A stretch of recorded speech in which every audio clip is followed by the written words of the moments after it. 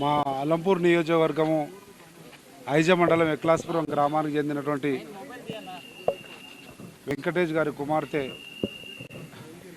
కర్నూలులో ఎంబీబీఎస్ చేసి PG dermatology చేస్తున్నటువంటి రాజమండ్రి కాలేజీలో జరిగినటువంటి సంఘటన 3వ తేదీ జరగడం, దాదాపు 6 రోజులు వారంతో పోరాడి నిన్న దివంగతులు అవ్వడం దురదృష్టకరం, బాధాకరం. గత 6 రోజులుగా మా ఎక్లాస్పురం ఐజా అలంపూర్ నియోజకవర్గ ప్రజలందరం కూడా దేవుణ్ణి ప్రార్థిస్తూ ఉన్నాం. వెంకటేష్ అన్న కుటుంబంలో ఈ రకంగా జరగకూడదు.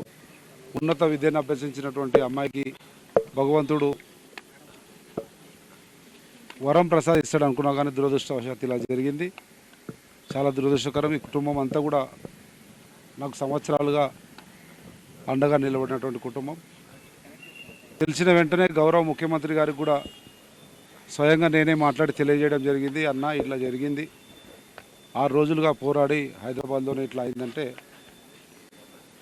ప్రభుత్వం తరఫున రాజమండ్రిలో చదివినా, కర్నూలులో చదివినా, ఎక్కడున్నా బిడ్డ మన బిడ్డ, తెలంగాణ బిడ్డ, మన ఎక్లాస్పురం బిడ్డ, మన ఐజ బిడ్డ, అలంపూర్ బిడ్డ, సంపత్ ఇమీడియట్గా నేను మంత్రి శ్రీహరి గారిని కూడా పంపిస్తూ ఉన్నా. ప్రభుత్వం తరఫున వారికి ఏం భరోసా కావాలన్నా ఇవ్వండి. ఇప్పుడు తెలిసింది కనుక అధికారులతో మాట్లాడి ప్రభుత్వం తరఫున కూడా ఏం చేయగలిగితే అది చేద్దామని చెప్పి ధైర్యం ఇచ్చారు. అదే వెంకటేష్ గారి కుటుంబానికి అందరూ కూడా మానసిక ధైర్యాన్ని ఇస్తూ తప్పకుండా ప్రభుత్వం ఏ రకమైనటువంటి సాయం చేయగలిగితే అది చేయడానికి సిద్ధంగా ఉందని గౌరవ ముఖ్యమంత్రి గారే స్వయంగా నాతో ఈరోజు ఉదయం మాట్లాడి చెప్పినారు. ప్రభుత్వ పరంగా గౌరవ మా జిల్లా మంత్రివర్యులు శ్రీహరి గారు కూడా వచ్చినారు. వారు ప్రభుత్వం తరఫున వారు కూడా విజ్ఞప్తి చేస్తూ ఉన్నాం. ప్రభుత్వం తరఫున అండగా కుటుంబానికి నిలబడవలసిందిగా గౌరవ మంత్రి గారు కూడా కోరుతూ ఉన్నారు.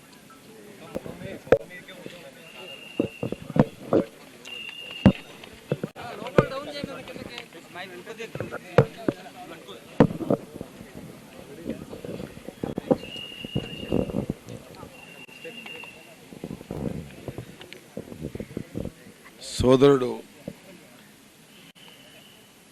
వెంకటేష్ అన్న కూతురు పట్ల జరిగిన ఈ ఘటన నిజంగా కూడా మనసును కలిసివేయడం ఒకటే కాకుండా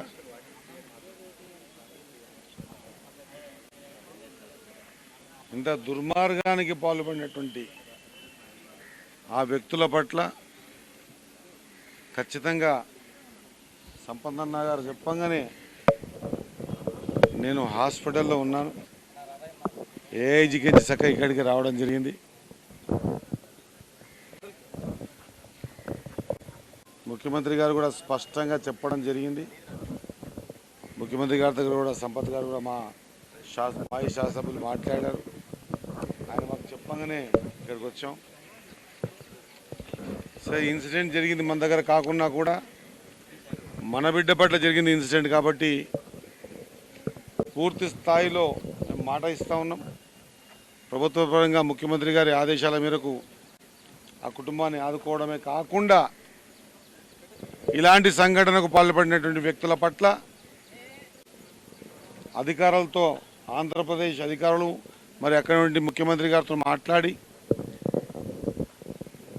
మళ్ళొకసారి ఇటువంటి ఇన్సిడెంట్స్ జరగనీయకుండా, జరిగితే ఈ ఇన్సిడెంట్ ఏదైతే ప్రియాంక గారు పట్ల తీసుకున్న ఈ కఠిన నిర్ణయం ఇంకొకరు ఎవరైనా ఈ విధంగా చేస్తే వాళ్ళకు వణుకు పుట్టే విధంగా తీసుకోవాలనే నిర్ణయం కూడా చేశాం. కాబట్టి ఎంత చేసినా ఆ కడుపు కోత తీర్చలేనిది. వెంకటేష్ అన్న కుటుంబంలో ఆ కుటుంబానికి ఆధార బిందువైనటువంటి ప్రియాంక చనిపోవడం చాలా బాధాకరం. ప్రభుత్వ పరంగా మాట్లాడుతున్నాం.